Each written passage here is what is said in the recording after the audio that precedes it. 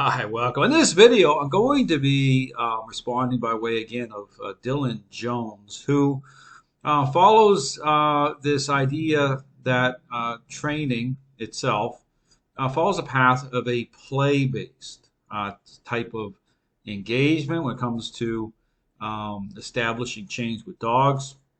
And again, avoiding, okay, or trying to get around this whole issue about control, influence as a way in which to change perceptions of dogs. And here, the first image you're seeing is Dylan Jones interacting with a dog owner at the end of this long line.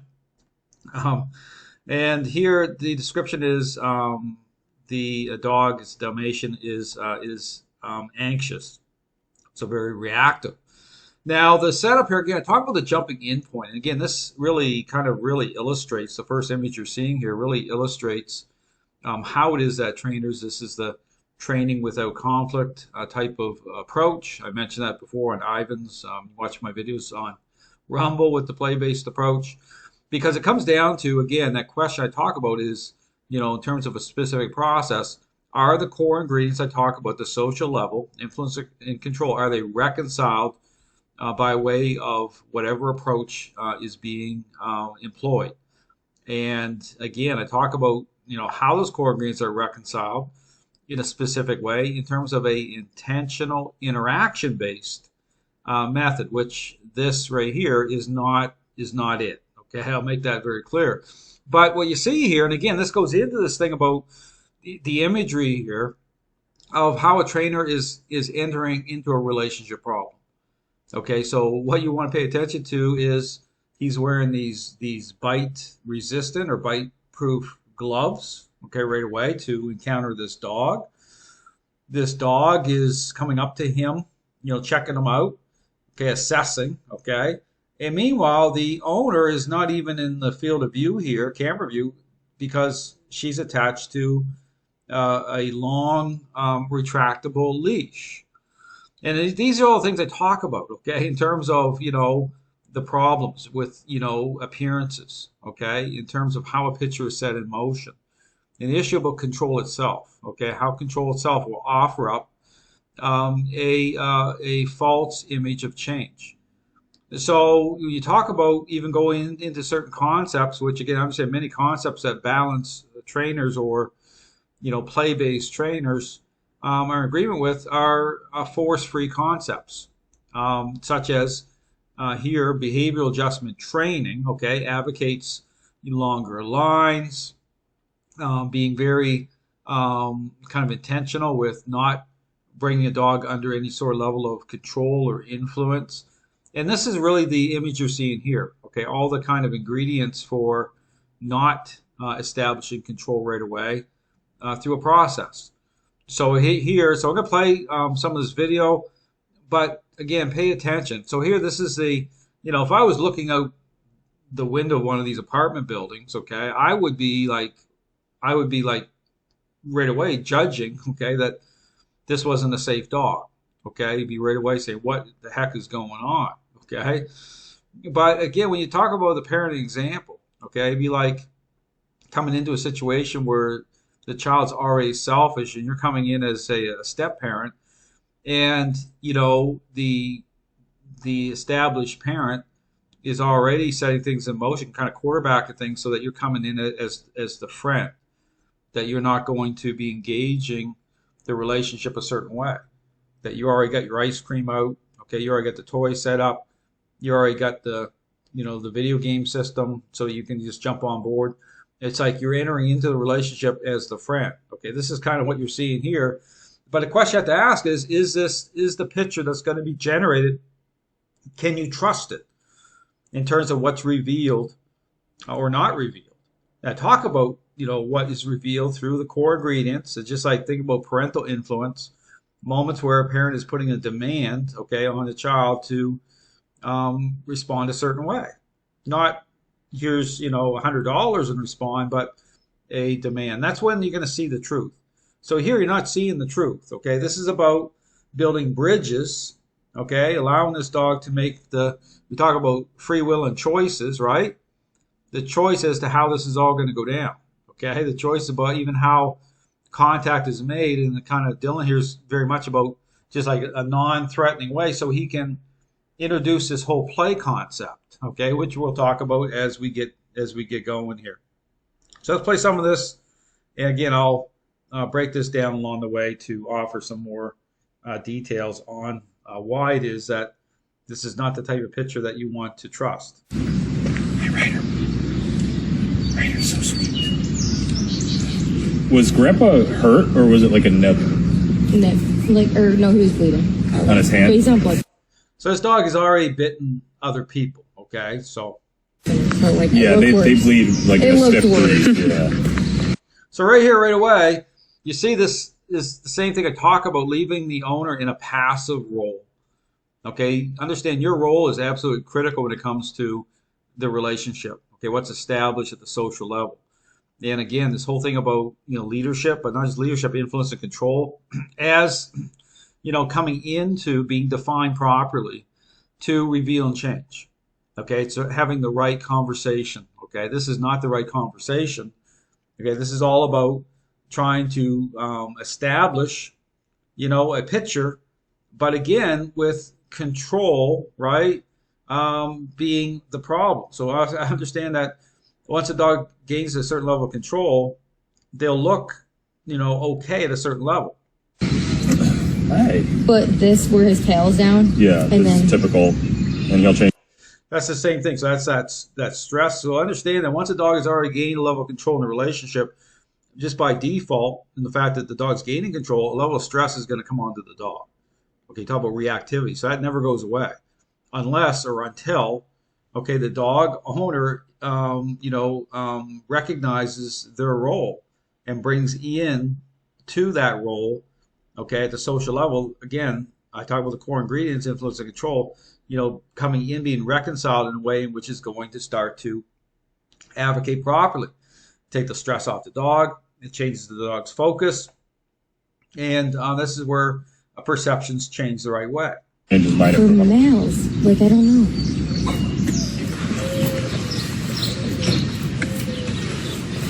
So same thing here. So Dylan wants to just get rolling, okay, on this whole thing with getting the play going. Okay, understand that this is the whole thing with trying to establish through play.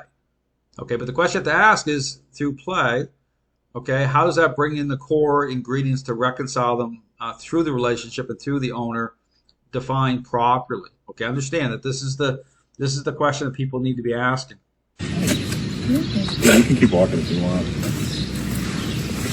Nick needs to believe with me. He literally keeps the least respect. I mean, this looks ridiculous. I mean, this is like, again, you see these trainers wearing the bite suits, right? That's part of their whole, ideology, is allowing an aggressive dog to gain fulfillment that way, express control into the bite suit. I talk about that. It's a bad idea. Okay, it's just like turning your back away from the selfish child. The selfish child is kicking up and being indifferent. Okay, ignoring. This is about your role defined in such a way that's truly going to affect change. He doesn't care. Then, so my boyfriend, he thinks it's a new problem. He thinks that he's protecting me. Right here. So this is right. See this transition right into this whole play-based thing. So he's got a squeaky toy or whatever right away. Super long line. Because understand, this is the focus. Okay, understand this whole play-based thing. This is the thing about getting the dog, bringing play into it. But again, the problem here, I talk about the deceptive appearances of, of certain aspects of or engagement by way of play. Okay, influence and control can be part of it at a certain level. Understand those core ingredients will and can come in, but I talk about being specific in terms of intentional with those being reconciled. See, that's the thing. Are they reconciled through a play-based methodology the way I talk about? Absolutely not. Okay, but again, this lends into this whole thing about a deceptive picture, because then you have this issue about control. About a dog, again, gaining fulfillment that way, the wrong way. Because it's all about the relationship through that, how the owners perceive. Understand that. What's that? What's that, Ryder? Eat. Because understand, this will be very appealing, okay? And this is the problem in the dog training community. This is like why some of these trainers get the home field advantage when it comes to this type of appearance-based ideology, because it plays into people's feelings, their emotions, because that's the problem to begin with. Dog owners who, that based on what that connection represents at the social level, they're too emotionally invested, okay, in which translates into problems, control. Okay, so what they'll do is they'll look at this type of a system, or they'll look at this type of engagement as very positive. They get to engage and keep it going. But the problem here again is what path does training take once a relationship problem is underway? It takes a path of a intervention, not playtime and play based. Okay, because again, it's all about defining that picture, whether it's real or counterfeit. And the only way to do that is for the score of grievance to be reconciled in such a way that's going to reveal the truth. What is it? A toy? Get him. Hey, Ryder. Come on, boy. It's okay. Come on, Bubba. See, right? And so she's projecting on this dog too. Like, it's okay. It's okay. Keeping her not just in a kind of passive role, but in a emotionally kind of bound up role, right? It's this whole thing about, emotionally being kind of like emotionally damaged, okay? Like there's something wrong with the dog. Understand, this is not the way to go. He's playing. Getting the pet all over the dog. Yeah, you go ahead and start playing with him, however you normally would.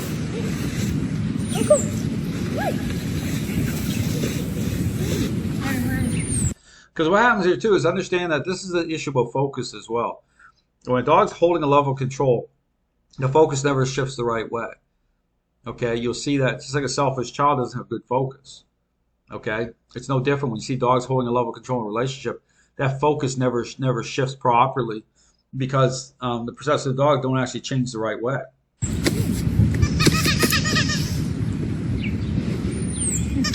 There's always this. I'm about to It's always this stress, uncertainty. toss a ball out to you, too. You can try with the ball instead if you want. Because really, it's like the relationship is damaged, okay, already. So the perception of the dog, the dog doesn't have the right view of the owner. Okay, it's this type of a, it's almost like a codependent type of relationship. You ever see that going on again with parent-child? It's this type of really mixed up, the child never really grows. It's like this unhealthy type of a connection. Because really, that's what this represents.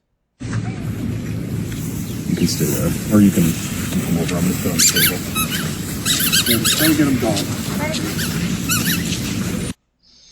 So I'll just stop it here because the key thing, again, if you look at it, it's the starting point. It says everything, speaks volumes. With Dylan walking, making, contact with the dog, wearing the bite, the anti-bite gloves, the owner on a retractable leash, the dog getting to make the choice, right?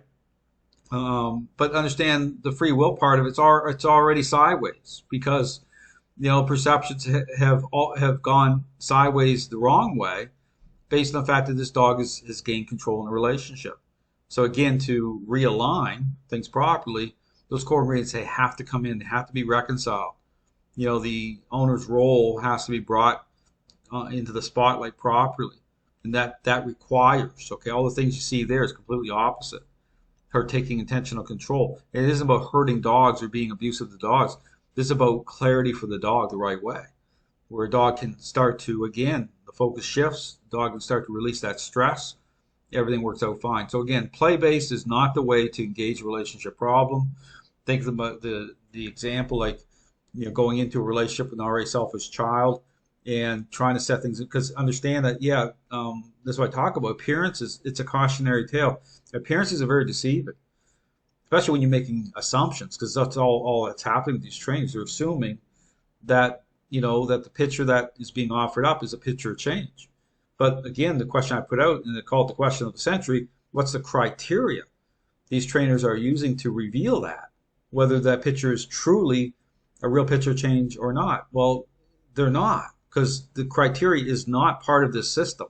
It's not part of this approach that way, the way that I describe it, to actually reveal. It's like the parent saying, putting a demand on the child, pick up the toys because you're the parent. That's going to reveal for a child that has a bad attitude. It's like, no, I'm not picking the toys up. But it's also a way forward in terms of, again, of change, in terms of reconciling the roles, the role of the parent, the role of the child. Right here, dogs as social animals, in terms of what is defined, how that's defined through nature, strength and weakness, it's defined the same way. It's reconciled the same way. But again, you see the setup here? I'll just like lead right into try and get the play going because that's their focus. But again, if you have questions, contact me. Again, I have lots of content out there talking about why the dog training world's in the state that it's in. This again, counterfeit picture of change. It's everywhere. People are just assuming things, but again, you have to ask yourself the question: like, what's the criteria? What's the way to test the picture? I talk about that. It's through a intentional interaction based approach. Thanks for watching.